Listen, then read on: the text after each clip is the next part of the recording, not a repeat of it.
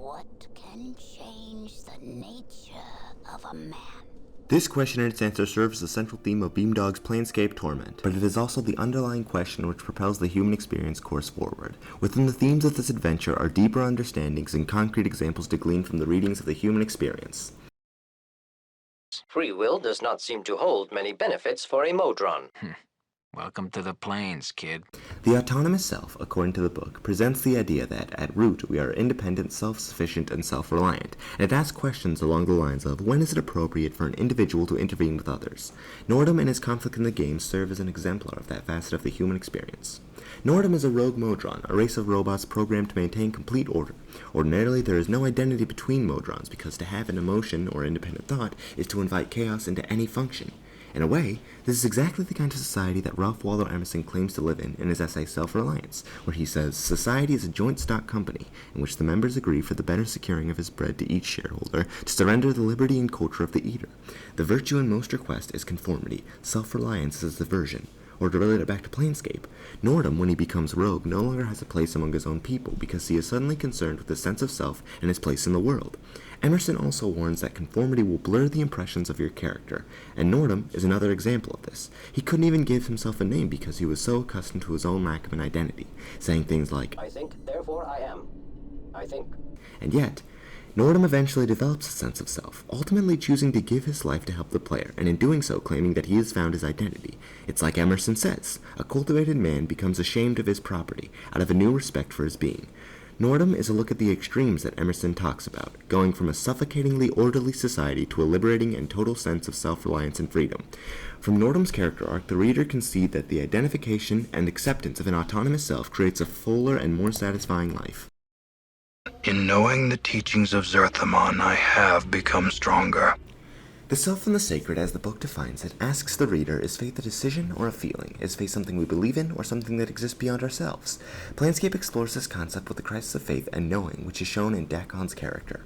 Dakon has a fascination with the concept of knowing. He makes it clear that knowing is the central concept of faith in the spiritual. He says, know that I follow the unbroken circle of Zerthamon. His words are known to me. His heart is known to me. All that remains is that I know myself. This is also strengthened by his weapon, a blade which is sharpened and strengthened by his faith in the state of his mind. In knowing himself and the teachings of his deity, he is physically more powerful. This aligns well with Paul Tillich's concept of faith in his essay titled What Faith Is, in which he says, faith as ultimate concern is an act of total personality. Dakon's conviction comes from a posture of complete surrender to and for Zerthamon, his deity. Dakon's faith was his identity, and yet somehow he came to no longer feel that he truly knew the teachings. Tillich would call this an idolatrous faith, claiming that, an idolatrous faith, finite realities are elevated to the rank of ultimacy. The inescapable consequence of idolatrous faith is existential disappointment. Dakon experienced this existential disappointment when he first fell from his high place among his people for his heretical thoughts against Zerthamon. Dakon says, know that my self was broken, my blade was missed, and my mind was divided. I was adrift upon limbo seas, and I wished to drown. I died for days, my mind awash with division. Dakon is only brought out of his existential dread when the player brings him a stone with the teachings of Zerthamon on it, assuring him that as the tangible words on this rock remain, so too are the words chiseled in Dakon's mind.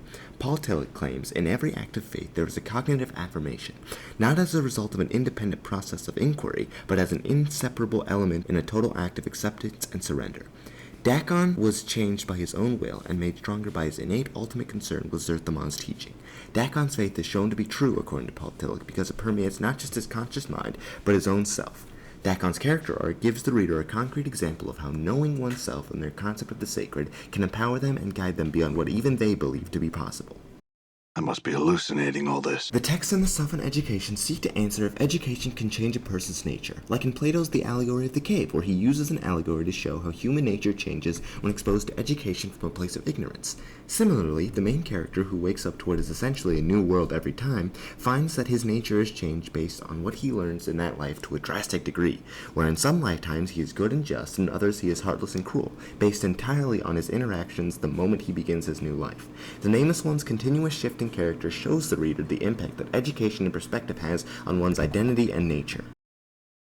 There's much to be learned from all parts of society. The Sylvan community seeks to answer if belonging to a community can change a person's nature, with David G. Meyer's In-Group and Out-Group, which explores how even arbitrary groupings can change a person's attitude towards others. This is illustrated in Fall from Grace's story of social ostracization for identifying herself against the ideals of her own people, but not being welcomed to her people's sworn enemy for being the race she is.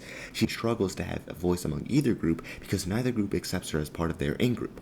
Fall from Grace's struggle with her place in society demonstrate the dangers of in-groups and how biases can excommunicate people from even attempting to join them. Through Planescape Torment, Beamdog effectively gives the player an example of the effects of applying every human aspect of the human experience curriculum to human life. Ultimately, the question, what can change the nature of a man, is answered in Planescape Torment. Whatever you believe can change the nature of a man can. The more one knows of the world and human nature, the more that they can change through their belief. That is the objective of the Human Experience class, as it says in the letter from the Dean. Our hope is that you leave this class with a greater self-knowledge and with an awareness of perspectives that are different from your own, as well as a tolerance for those whose worldview is different from yours. Both this class and Planescape Torment instill its participants with the sense that with enough belief and knowledge of the world, anybody and any situation can be changed for the better.